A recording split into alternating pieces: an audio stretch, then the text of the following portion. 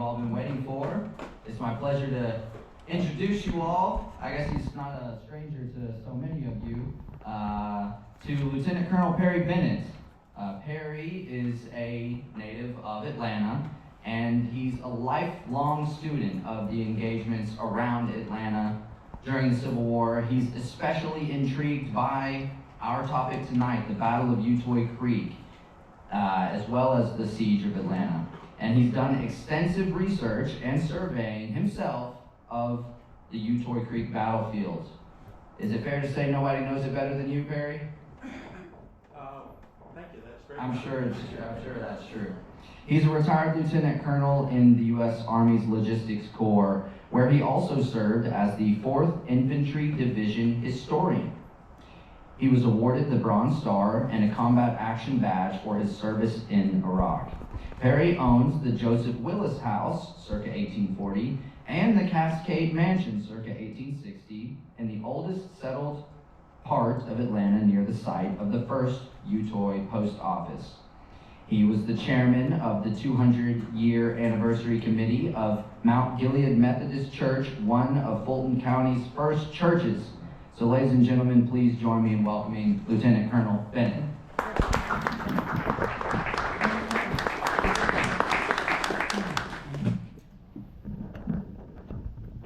Thank you, Sam. I suppose from where you're from, I should say friends, Romans, country. Yeah. But ladies and gentlemen, Major General Wessels, sir, great to see you again. Dr. Gordon Jones, Dr. Peg Gerard from Georgia Tech. Is Colonel Charlie Crawford here tonight? I haven't seen him. Or Mark Stewart.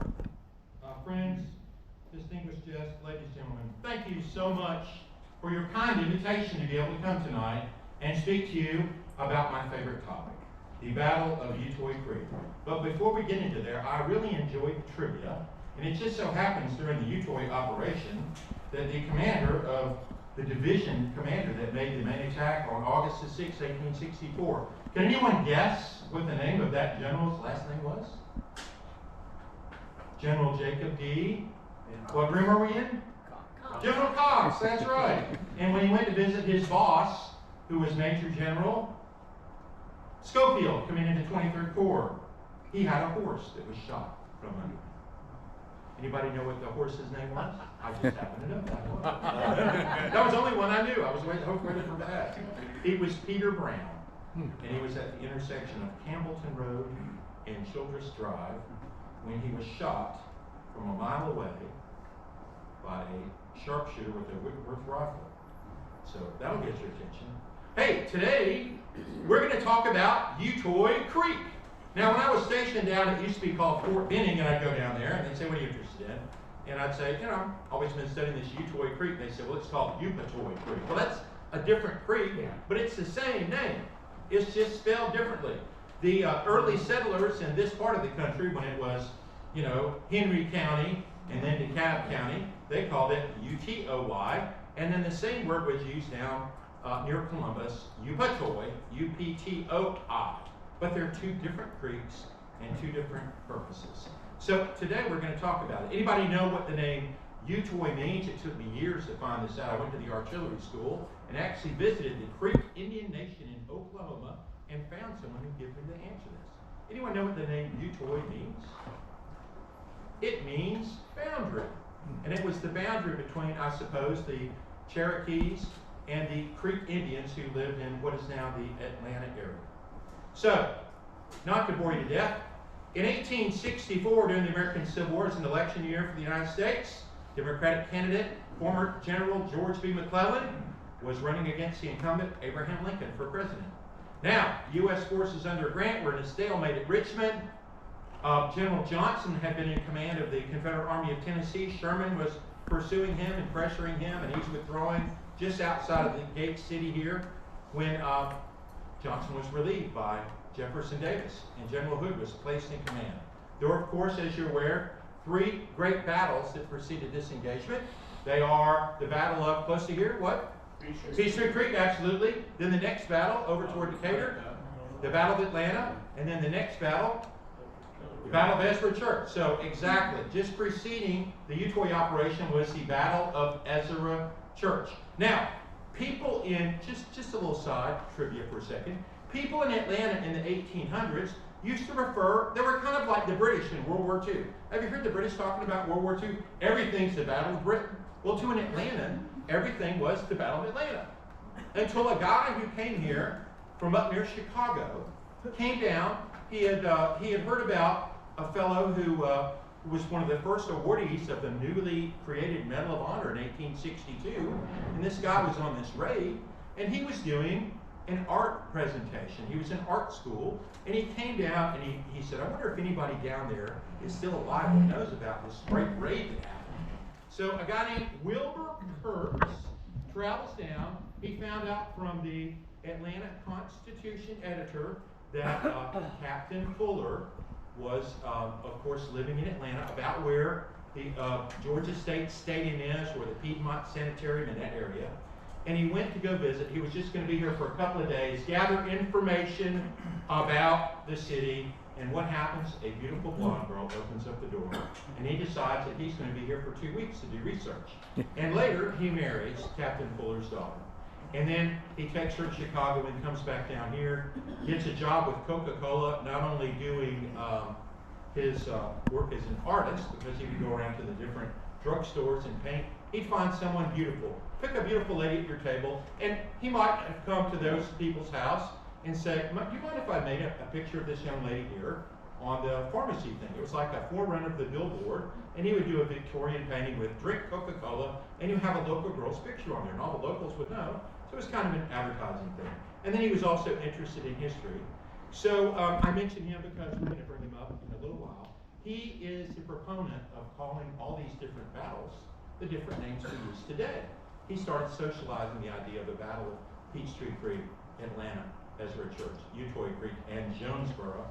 And he had, when I was a little boy, these boxes of things. And that's how I first got introduced to Utoy Creek. So I was a scout, and we had a Boy Scout in my neighborhood who was working on a fishing badge, and we went to this little creek and decided to investigate, looking for some fish.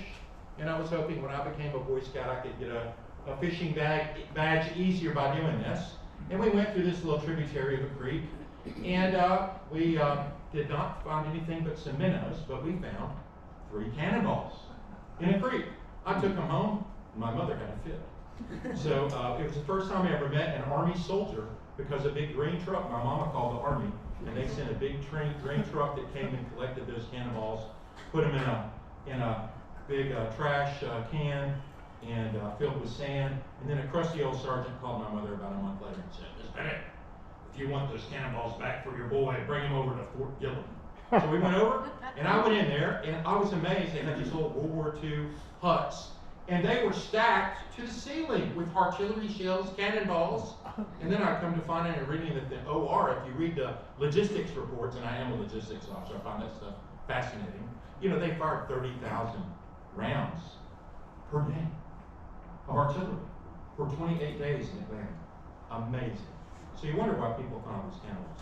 Well, we're going to get back to Utoy Creek, and you know how I got interested in that now, because the little tributary happens to run into Utoy Creek, so I got interested. Why would there be cannonballs near my house?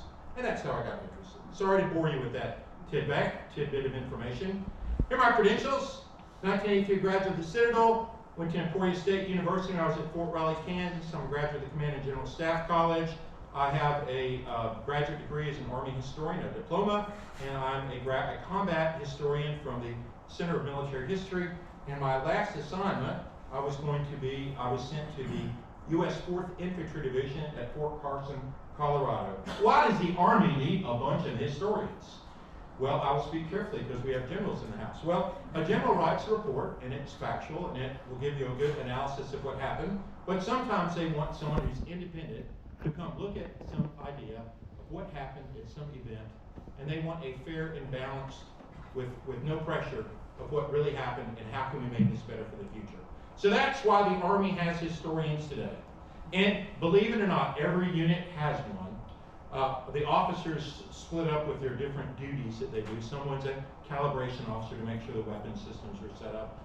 Someone might be the, heaven forbid, your analysis officer to make sure that no one is doing something they're not supposed to do.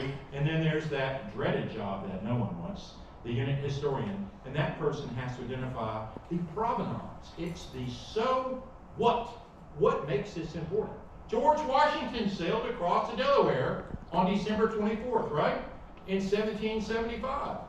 So what? Well, he woke up the British who were drunk, and he overturned them and routed them. That is the provenance of that event.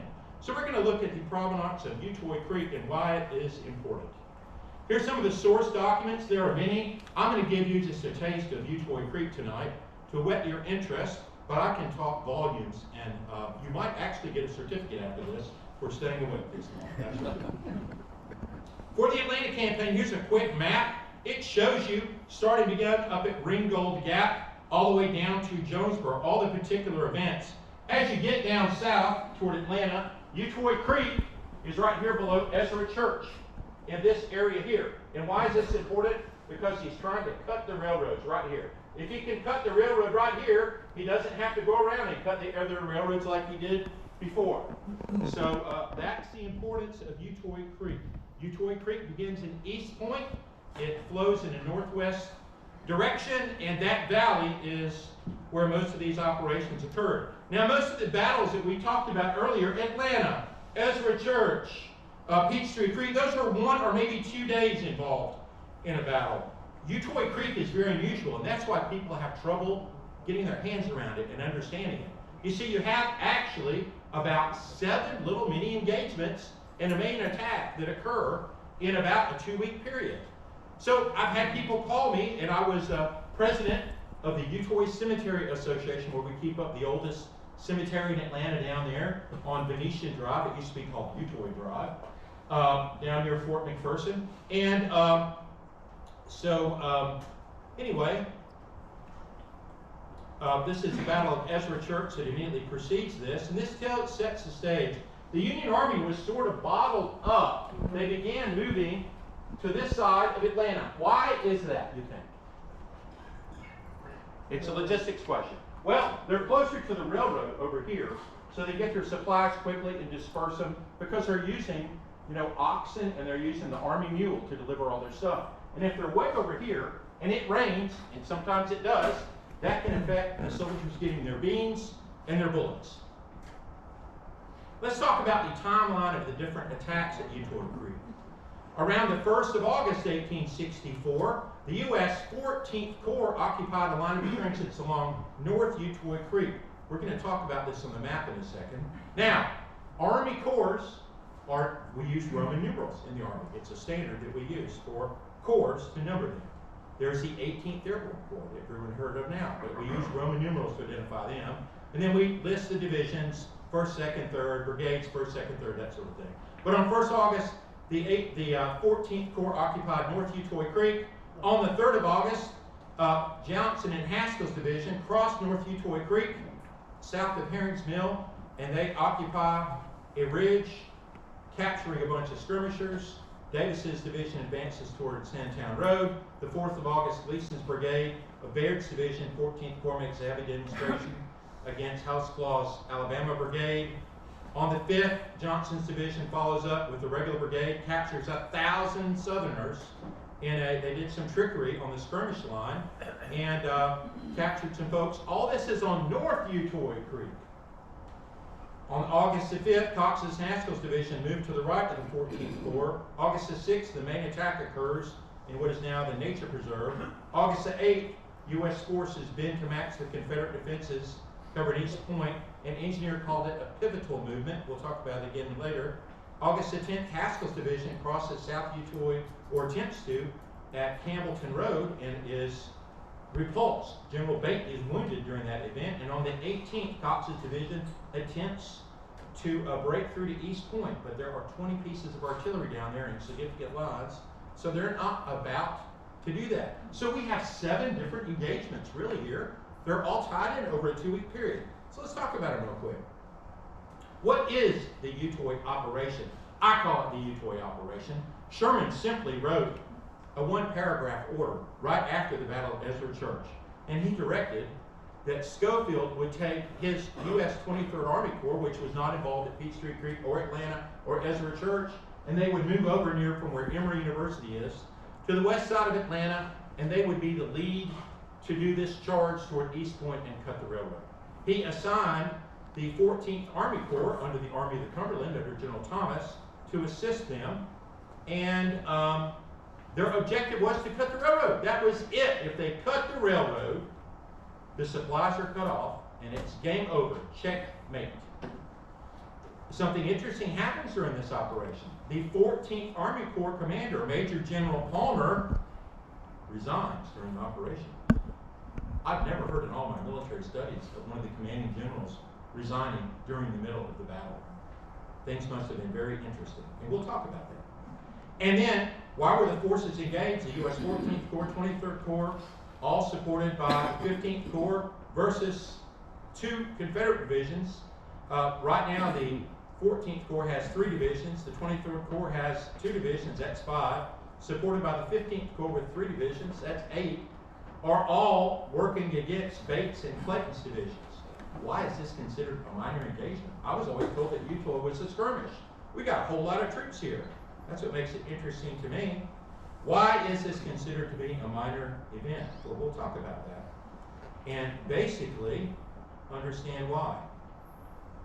Here's a copy of a 1900 article on the Battle of Utoy Creek. It gives you a good visual. There was Atlanta up in the center. You had a small community. We talked about it, the Utoy Post Office earlier, which was Mount Gilead Churches. Since I go there, we're 200 years old this year. Sandtown, the community is over here. Owl Rock Church is here. So, Rough and Ready, East Point. These are the points on the map. And this shows the Union attempts to encircle the city. And then the Confederate entrenchments are here at East Point. Again, protecting the railroads. And eventually, the Federal Army gets spread out to such a point.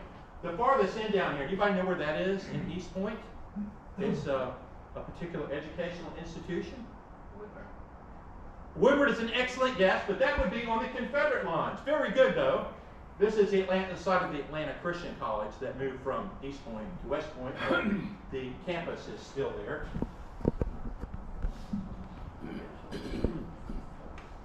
Let's talk about the key leaders, Union and Confederate. And here's just an example of how the staff was. General Sherman had his staff around. They kind of milled around waiting for orders. They would work on different projects for the general. They would be at some house, and they would be available. If he needed them to do something, he would send them. That's what the staff would do. Let's look at the Confederate key leaders.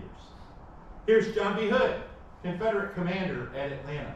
He allocated troops to meet the threat over toward the railroads at East Point, which we now call the Utoy operation. Lieutenant General Stephen D. Lee, he was the Confederate commander over the sector from Morris Brown College down to Cascade Road. That was his sector. He had just gotten rebuffed at the Battle of Ezra Church and had significant casualties. So as the Federals began moving to his left in Cascade Road, he didn't have enough men to meet the threat. So guess who reported on the 1st of August, 1864? The last remaining brigade of the Georgia militia that had not reported yet. Reported, and they put them on Sandtown Road to meet the Federals. And then Bates' division was attached from Hardee's Corps to Stephen D. Lee's Corps for a number of days to meet this threat along the Sandtown Road. There's William B. Bate from Tennessee. Brigadier General Lewis, one of his brigadiers from the Kentucky Orphan Brigade. Thomas Benton Smith, who's called the Boy General. Jesse Finley, H.R. Jackson, Frank Armstrong, who had a cavalry brigade, but they were dismounted in the attack at Utoy. Major General Henry Clayton was currently in the Greenwood Cemetery with his division. He had Brigadier Arthur Middleton Manigault, whose great uncle signed the Declaration of Independence for South Carolina. General Marsilius Stovall with a bunch of the Georgia troops, including what unit from Atlanta? The 42nd Georgia. One of the Atlanta units was right down here participating at Utoy Creek. General Oates Claw had Alabama troops. We had Randall Lee Gibson with the only Louisiana Brigade, and that brigade of Georgia militia I talked about. Then we have the federal side. Who came up with the idea of the operation? General Sherman. General Thomas was in command of the 14th Corps, but he attached them to Schofield. Major General John Palmer was in command of the 14th Army Corps. What a dependable soldier. He'd been an attorney. He was 52 years old. And he was, when this operation began, Schofield began sending direct correspondence to Palmer's division commanders and cutting Palmer out, which greatly offended Palmer. Now, Schofield's 33 years old. He's a West Point graduate, but he's cutting Palmer out and just sending stuff directly to his division commander. So they asked him, hey boss, are we supposed to take orders from the Army of the Ohio? So he went to General Thomas and said, what's happening here? Are we supposed to take orders from General Schofield? And Thomas said, no, you're supposed to cooperate with him. So that's what he went to do. But Schofield continued with this, so it caused a great conflict. Because number one, Palmer was promoted to Major General before Schofield. But Schofield had an uncle in Congress who got his promotion changed on paper to the same date as Palmer. And Palmer was not aware of this. So Palmer was not happy about this. General Richard Johnson, when Palmer does resign, he assumes command of the 14th Army Corps, and he uniquely has an organization in his division. He has the only regular Army brigade in Sherman's Army. It is King's Brigade. There's a book that came out that interested me about 10 years ago. It was called The Regulars in the West. And I bought a copy of this book, and I was shocked when I opened it up. It said the second most important event that the regular brigade participated in the war was their attack at Utoy Creek, along North Utoy Creek. And I'm like, the regulars said this? Wow, that got my attention. This is Major General Richard W. Johnson, has a fancy mustache there. I have a strange slide just after this. This is Major General Richard Johnson, who is his grandson. He was in Forces Command. Forgive me for throwing that in there. I thought you'd find it interesting. Then you have Major General John Haskell King, who was over the U.S. Regular Brigade. He's got a fancy looking mustache and thing there. Major General, I get in trouble all the time where I live in Southwest Atlanta for giving briefings on the 14th Corps and talking about Major General Jefferson C. Davis. People get confused. We don't want to sign up to Jefferson C. Davis. Well, he was no, he wasn't. I said, oh, yes, he was. So I have interesting conversations all the time. Now, Jefferson C. Davis was not at Utoy Creek. He was up on what's called Davis's Hill along Bankhead Highway, just overlooking Proctor Creek, because he had dysentery for about 2 weeks. He was not available for the Utoy operation. And Ambleson Baird was another commander. You have Major General Schofield, who was overall in command here. His job was to cut the railroad. He did eventually do this on 31 August when the 23rd Corps proceeded from Mount Gilead Church over to cut the railroad at what was called Quick Station. Anybody know where that is? Quick Station. It's Forest Park in the farmer's market. That's where the Quick Station was. He is the first to have cut the railroad. Jacob D. Cox led the initial attack. I just wanted you to see some pictures. These are real people. General Riley, his brigade got spanked when they made the attack at Utoy Creek. It was not good. General Casement also, he lost about 150 men. Milo Haskell did a flanking movement. General Cooper was also involved in this. So I just wanted you to see some questions. Why did the 14th Corps Commander, Major General Palmer, resign during the operation at Utoy Creek? Any thoughts? Anybody read about this? Well, there's an interesting article. First of all, the Civil War Times from 1964, yes, I've been around that long, has a nice little paragraph about Utoy Creek in it. But in 1978, the Civil War Times did an interesting article in the February edition on Union Fizzle at Utoy Creek. And they talk all about this. It's a fascinating discussion. And basically, Schofield was used to commanding 2 divisions. Palmer was vastly experienced. He was up with Thomas at Chickamauga. He had fought in all these battles. He was completely dependable. If something really needed to be done, Sherman had Thomas sent Palmer in the 14th Corps. They were known to be not the fastest moving people in the world, but they were dependable. And they could put up an excellent defense. And they would move when they had to. Who's the only unit that stormed the Confederate entrenchments during the Atlanta campaign from Atlanta down to Jonesboro? It was the 14th Corps that stormed at the Warren House in Jonesboro and completely broke through there. So they are not to be ignored. But Palmer had enough. When Schofield was sending him different orders and bypassing him, he went to Sherman and said, you know, General, this is against my self-respect. I cannot accept orders from a junior officer. And this is, the Army is like this today. If you're the senior person, you assume command. That is, even today, how it is. So Army regulations require that a senior officer will assume command during the operation. Palmer was promoted before Schofield. Schofield's uncle got it changed. Palmer wasn't aware of that. But later, when the official records were published, and Sherman had been the chief of staff of the Army, it was looked at over the destruction of 2 freely surrendered cities under international law. The city of Atlanta and Columbia. And the military officer who was responsible for the armies that captured those cities was responsible for the inhabitants and the protection of those cities.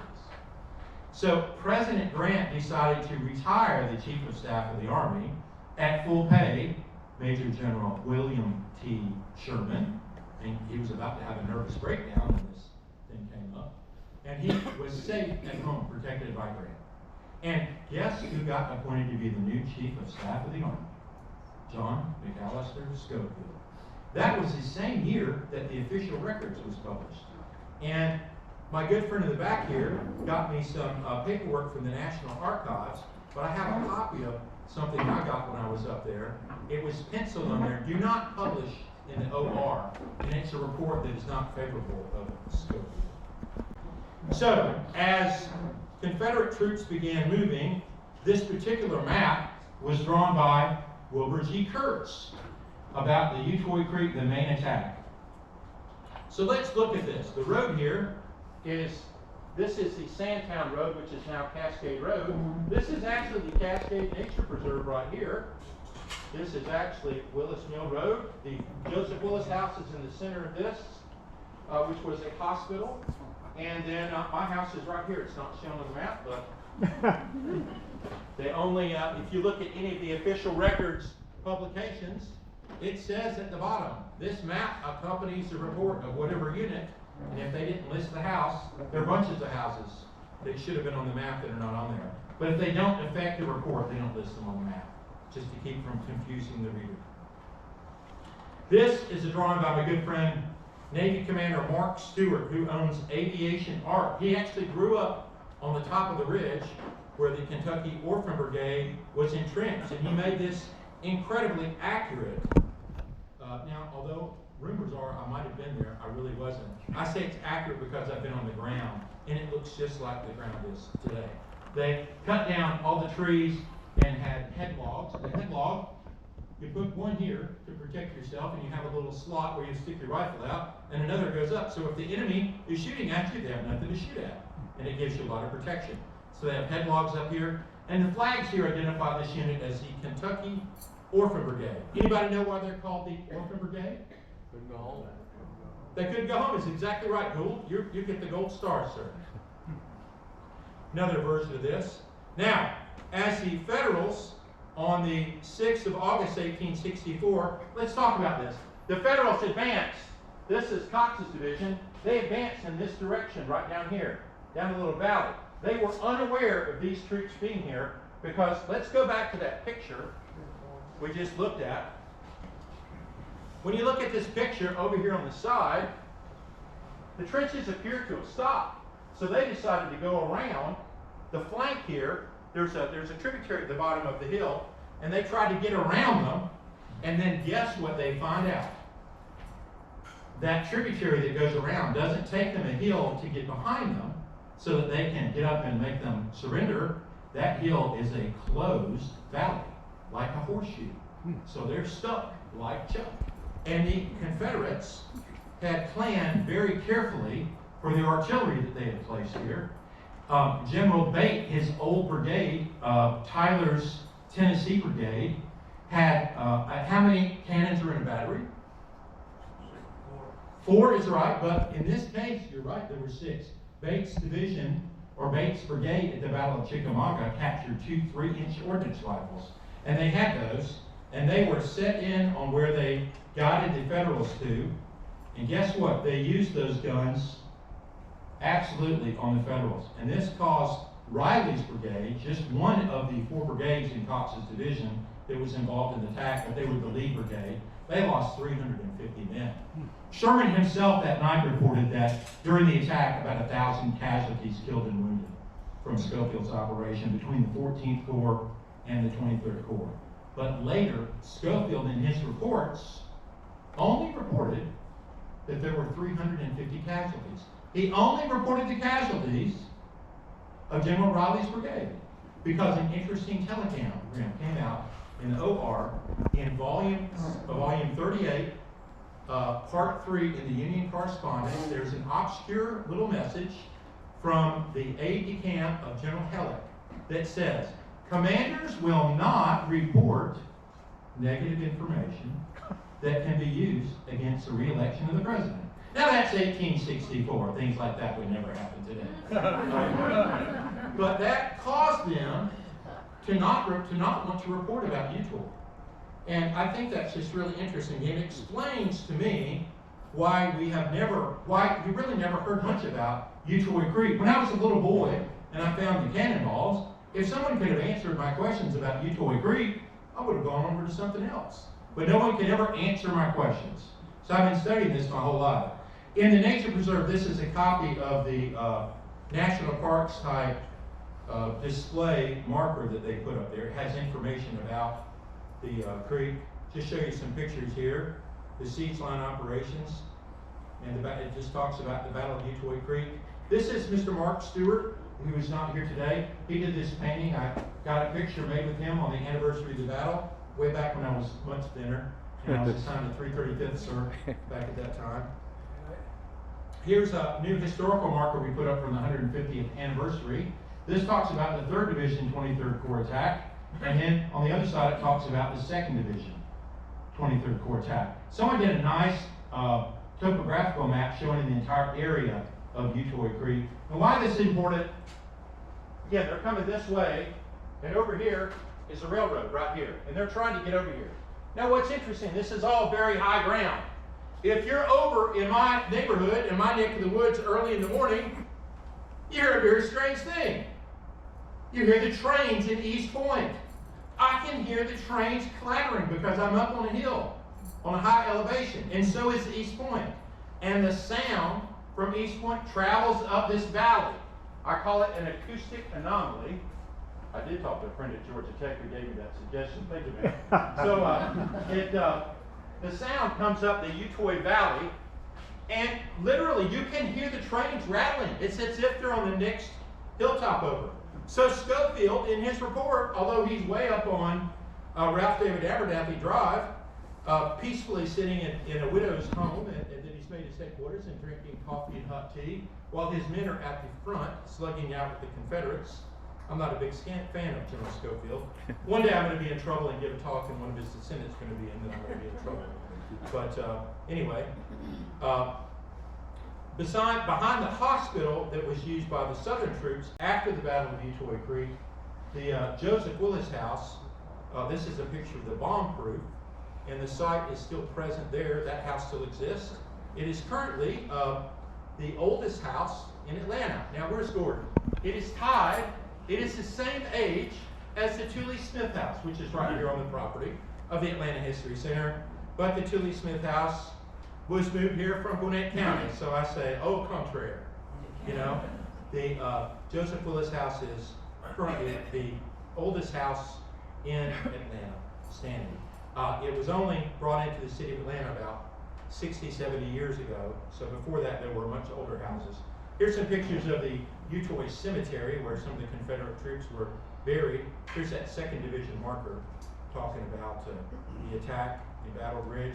Here's a picture of some of the trenches that still survive there. There's a beautiful waterfall there.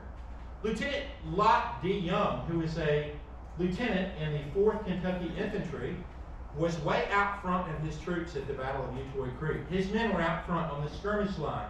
They were waiting for the Federals. And their job was to make contact with the Federals and then to slowly proceed backwards and to draw them where they wanted them to go, down the Sandtown Road. And then they had a surprise for them. This field artillery that's laid in right where they wanted them to be. And they did that. But Lot D. Young, 50 years after the Battle of Utoy Creek, like many veterans, decided to come up and visit this site again. And he said, hey, I visited all the battle sites from Resaca, Atlanta, Ezra Church, the Battle of Atlanta, Ezra Church. And the only place that remains unchanged to me is this little battlefield at Utoy Creek. He said, I visited the beautiful waterfall that's just like it was where my men and I had our only refreshing bath during that time period. And he said, I visited the place a couple of more times since then. I even found a bullet on top of the ground. And people do this all the time as well today. So we have a couple of historical markers down there. Mary Lease has taken a group from the History Center down here. Be glad anytime to give you a tour, and I'll tailor a tour if you have a relative that's in a particular one of these units. That was my purpose in going through that. That we talked about during the battle, the actual Battle of Utoy Creek, while the artillery was being used, we talked about that. The Federals sent 2 regiments over to silence that battery, but they got stuck because it was they would have been decimated to have directly assaulted that battery emplacement. So they remained in place until they ran out of ammunition, and then Tyler's Tennessee Brigade came out of the trenches with an interesting young man, the 22-year-old boy colonel. His name was Thomas Benton Smith, and he was in command of the brigade.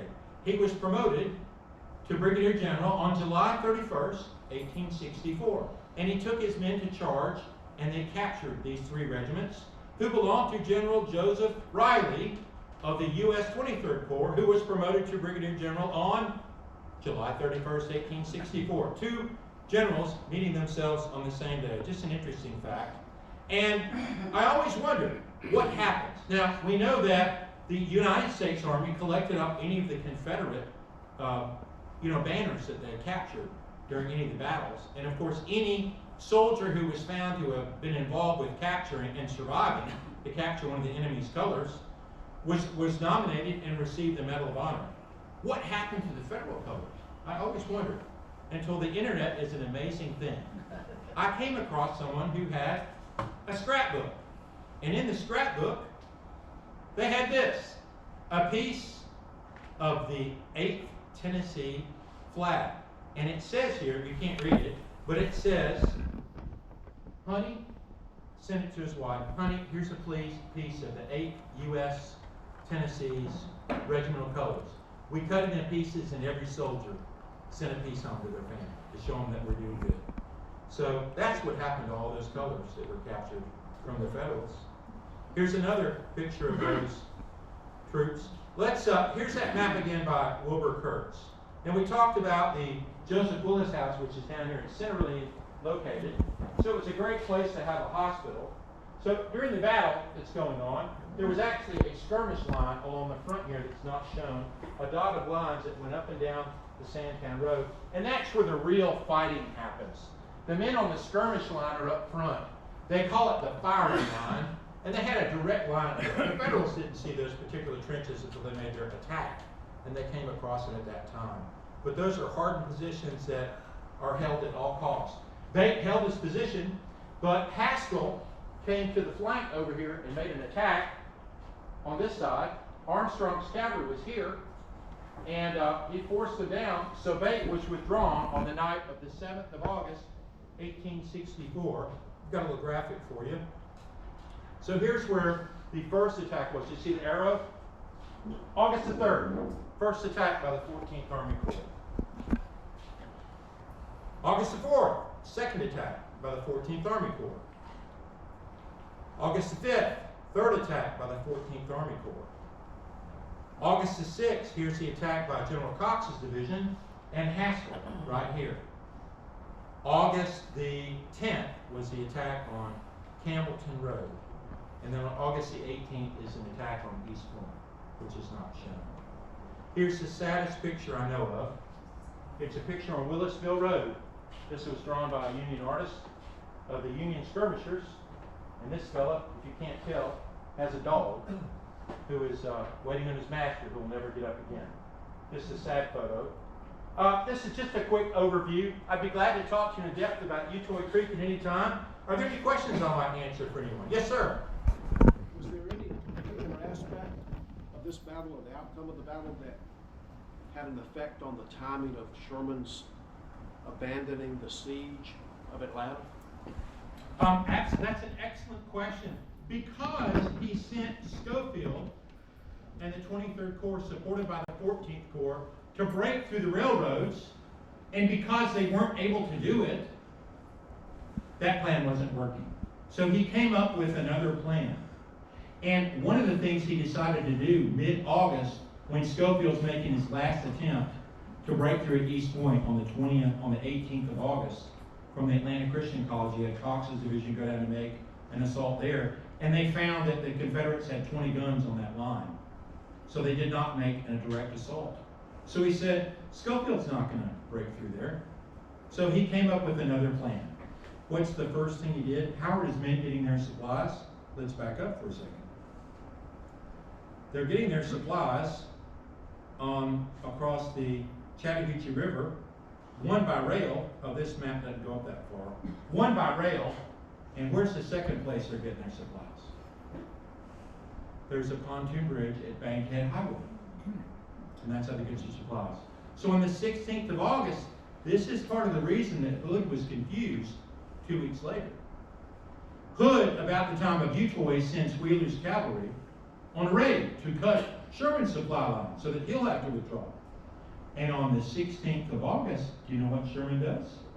He moves his pontoon bridge from Bankhead to Campbellton. Why would he do that? Well, maybe he's planning to retreat because he doesn't have supplies. That's what Hood's staff told him. And that's what Hood wanted to hear. So when Sherman disappeared on August 26th, Hood threw a party. He did send 3 brigades to find where the Federals were, but they were all moving down toward Campbellton. And he wasn't going to disturb them. He was going to let them go. But what's the rest of the story? Yes, sir. Great presentation. 2 questions, if I may. One, had they cut the railroad in the vicinity of this battle, wouldn't supplies still be able to come up from Columbus, through Jonesboro? They could go by rail. That is an interesting question because around the time of August the 3rd, I do a briefing called Mysteries of the Atlanta Campaign. So we'll talk about that for just a second. But I want to talk about this. Let me ask my second Yes, sir. question. Go ahead. This is probably stupid, but why is East Point called that and it's west of Atlanta? From the Georgia perspective, the railroad begins at its eastern point at East Point, and it ends before it goes into Alabama, which, how many of y'all are from Alabama? I mean, a lot of Georgians say, well, you know, Alabama was originally Georgia first. So, anyway, but it ends before it goes into Alabama, and that is the western point. And how did it get that name? Because the state built that railroad, so it was an eastern point on that railroad built by the state, and there was a western point. It doesn't sound logical. I had someone that talked to me about why is military history important in East Point? East Point wasn't even around during the Civil War. I said, well, the first time East Point is mentioned in the New York Times is in 1864. And they're talking about military operations. But We'll go back and finish. yes, sir. Did I answer your question? And the other question is they could have moved supplies up by rail, but they did not. And here's another interesting thing. If you look in the Confederate correspondence around August the 3rd, there's correspondence from the Confederate Secretary of War to General Hood. And it says this: we're making repairs on the Augusta Railroad. It should be repaired in approximately 30 days. That means September 3rd or 4th. The rail lines would have been re-established to Augusta. They could have gotten powder and supplies. Maybe even Longstreet could have come down again. That was Sherman's worst nightmare. But what happened? And here's the rest of the story. Hardee was cut off at Jonesboro. General Schofield broke through at Quick Station on August 31st. Hood only found out when a train was leaving that the Federals were at Quick Station, which is Forest Park. So he sent an order that Hardee would send half of his force back to help protect Atlanta, although unknowing that Hardee is facing 6 of 7 corps down there. And then Hardee only had his own corps there. So what happened? Hardee escaped Jonesboro. How? It's really a miracle. And he goes to where? Where did he go after there? Lovejoy. And at Lovejoy Station, he has connections with the telegraph, and he sends a telegraph to Jefferson Davis. It's in the OR. Mr. President, General Hood has no idea where the Federal Army is located. I have just escaped Jonesboro. I've taken my command 8 or 9 miles south to Lovejoy Station, and General Stewart is on his way to meet Hood at Atlanta when the enemy was all down here. I recommend, sir, that you order Hood and the Georgia militia and General Stewart's corps to meet me at Lovejoy, and we can confront Sherman. And I believe that that is what happened. There was no order in the OR. Nothing, no message from Jefferson Davis. But I'm sure they sent a message over to Covington and had some writer bring a message to Hood. Because who could have ordered Hood to leave Atlanta and he would have listened to? Bragg? You think Bragg would be decisive? Perhaps, but I think not. I think Jefferson Davis is the only one that could have ordered him to leave Atlanta. Why would he do that? Because he didn't want to have another Vicksburg and have his men surrender. He did not.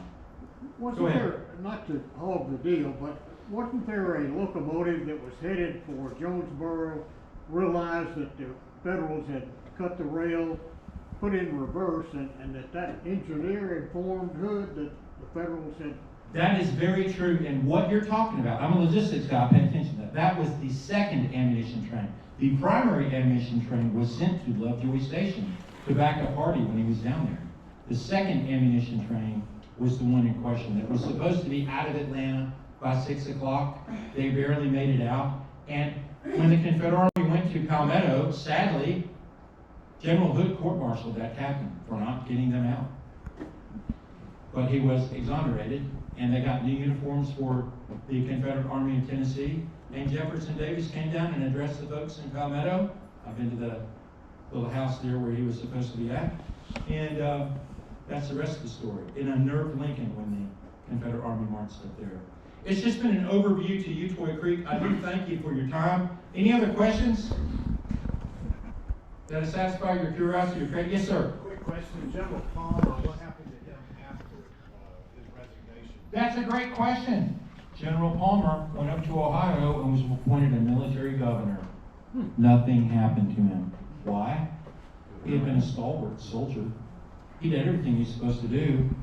And Sherman actually, this is an amazing thing. Sherman, during the Utoy operation, actually left his headquarters up on Bankhead at Davis's Hill and went all the way to North Utoy Creek during the operation, rode his horse and found Palmer, who was at the front with his troops, where he was supposed to be, and talked to him. He said, Palmer, don't resign right now. Come up with some other thing later if you want to resign, and I'll approve it. But don't resign right now. But Palmer was adamant. He said, you know, Schofield is mixing up my troops with his troops, and they've never worked together before. And it's turned out to be a mess. And we're not working effectively together. And he's cutting me out completely, so I wish to resign. And they promoted General Richard C. Johnson to assume command temporarily until another gentleman came off of sick call, Jefferson C. Davis, and he took command of the 14th Army Corps. All right, I hope that was interesting to you. A lot of facts in a short period of time. If you have any specific questions, if you have any relatives in any of these units, please get a hold of me. I'd be glad to take you. There are a lot of trenches still left in that area. I'd be glad to give you a short tour, take you where your ancestor might or might not have been, whether they are federal or they're Union, either one. Thank you for your time.